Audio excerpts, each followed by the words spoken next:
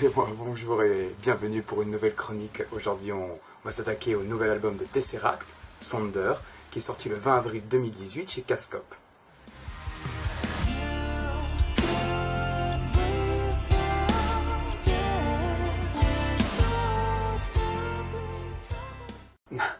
Bon, que dire. En attendant cet album, Daniel Tompkins a su nous faire patienter de la plus belle des manières, avec la sortie de Smile tout d'abord, un single remasterisé depuis, quelques jours après la sortie de l'album éponyme de Seta, un projet de synthwave.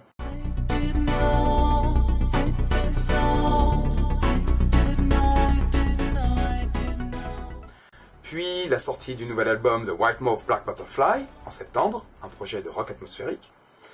What if I found the hidden door? Would you run? Eh bien, même si ces deux projets sont relativement différents de Tesseract, vous pourrez écouter d'ailleurs, eh bien, les lignes de chant sont à souligner car on pourra en reconnaître certaines dans Sonder.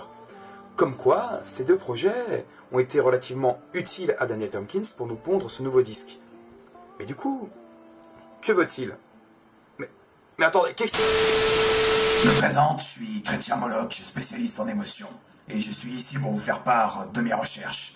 Nous avons réalisé une série de caméras cachées pour étudier le comportement de nos cobayes à l'écoute du nouveau Tesseract.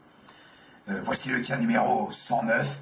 Nous l'avons tout d'abord soumis à l'écoute de Smile en version CD classique, puis en version 3D binaural mix. Et les résultats sont quelque peu édifiants.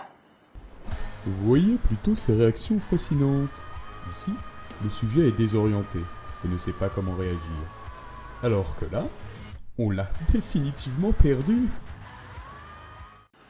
Malheureusement, nos autres sujets n'ont pas pu résister à tant de lourdeur et ont tous subi une terrible crise cardiaque.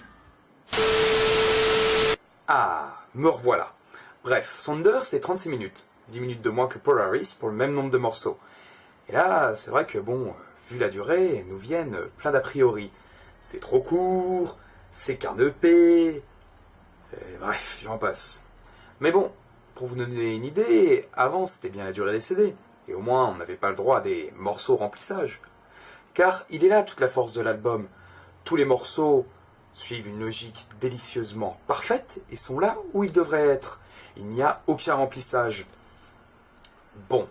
Il est vrai que 36 minutes passeront très vite, mais au moins, ça sera intense. Mieux vaut ça qu'un album de plus d'une heure avec 20 bonnes minutes de remplissage, n'est-ce pas ?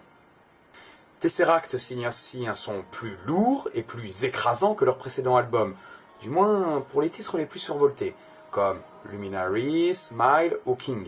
Mais ne vous inquiétez pas, les morceaux planants seront aussi de la partie, comme le somptueux Orbital, que l'on verrait défiler indéfiniment, parce que, entre nous, 3 minutes de Tesseract, c'est bien trop peu, et le sublime Beneath My Skin, qui ne serait pas sans vous rappeler les morceaux de l'EP E-Ray.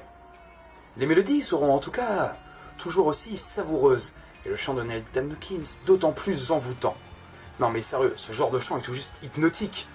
Bref, Tesseract signe un retour en grande pompe sur la scène prog, avec un CD soigné et terriblement addictif. Donc faites très attention quand vous vous plongerez intégralement dans cet album. La note de cet album est de 20 sur 20. Ceci est un message du ministère chargé de la Santé et de l'INPES.